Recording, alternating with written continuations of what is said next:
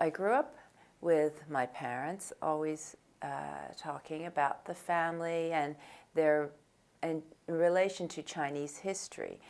And what I realized myself was that my forebears had spent most of their lives working for the country to, their main goal was to have a stronger country, to do what they could for the country.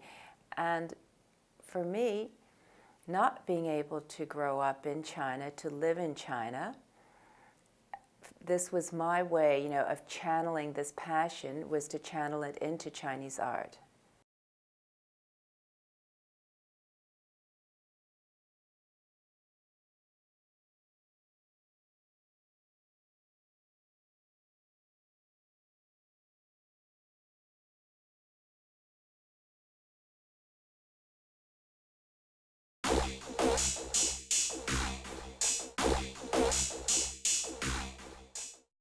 My earliest memory was probably I was about 3 years old, and looking at the scrolls and eggshells that my mother's father, my grandfather, had painted and had sent. He had stayed in Shanghai after 1949, and he had sent to his children through my mother and her siblings, through various friends when they left China. And unfortunately, I was a very naughty girl, and I was mesmerized by these scrolls, and I thought I would make them look better and drew on them with crayons. And the eggshells, I remember just being fascinated by the beautiful, the delicate brush paint and the smoothness of the eggshell, and I just so badly wanted to touch it, and I cracked both of them. Needless to say, I was punished, but this has always stuck in my memories, my first memory of, if you can say, Chinese art. The first time, the first artist that I met, I remember it was in 1994. It was Ji Yunfei, and I really liked his work, and I really enjoyed speaking with him. And then I met other artists, Hsu-Bing, and from there, just a whole world opened up. Hsu-Bing had already done 2 projects, one in North Carolina and one back in Shanghai regarding tobacco. And that's from the first project. He became tremendously interested in the history of tobacco. As he's interested in globalism, tobacco is extremely global. It came from the New World back to the Old World. And so that's always sort of the theme that runs through his exhibits. And I had actually wanted him to do a tobacco-related painting for the Virginia Museum for their new wing, as my grandfather was doing business from Shanghai since the 1920s with Virginia. He was in the tobacco business. And Hsu-Bing said to me, "Oh, I've never actually done a painting. Why not do an exhibition?" And that's how we started this whole collaboration.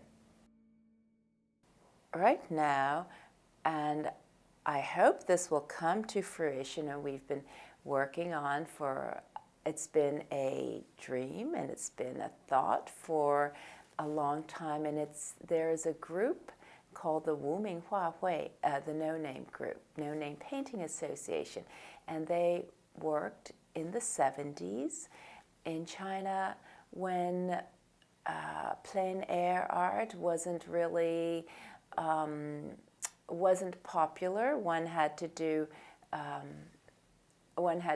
nationalist art.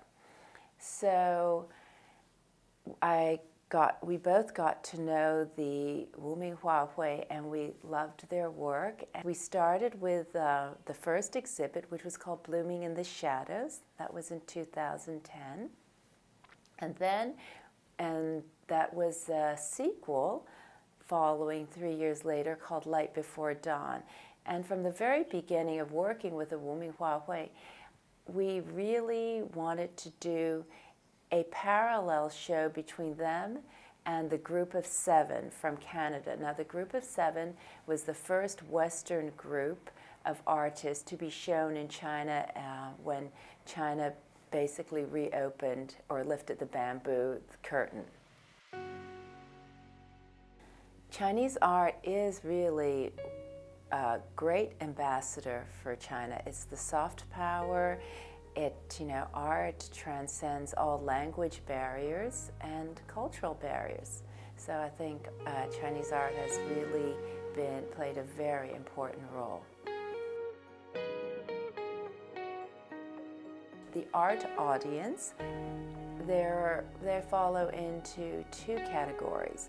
There is the audience, that is truly art connoisseurs, collectors, and for them, aesthetics are aesthetics, and they may have an affinity for Chinese culture, interested in China, but they look at whether it's an installation, they look at whether it's a painting, that it's simply a very interesting, beautiful piece.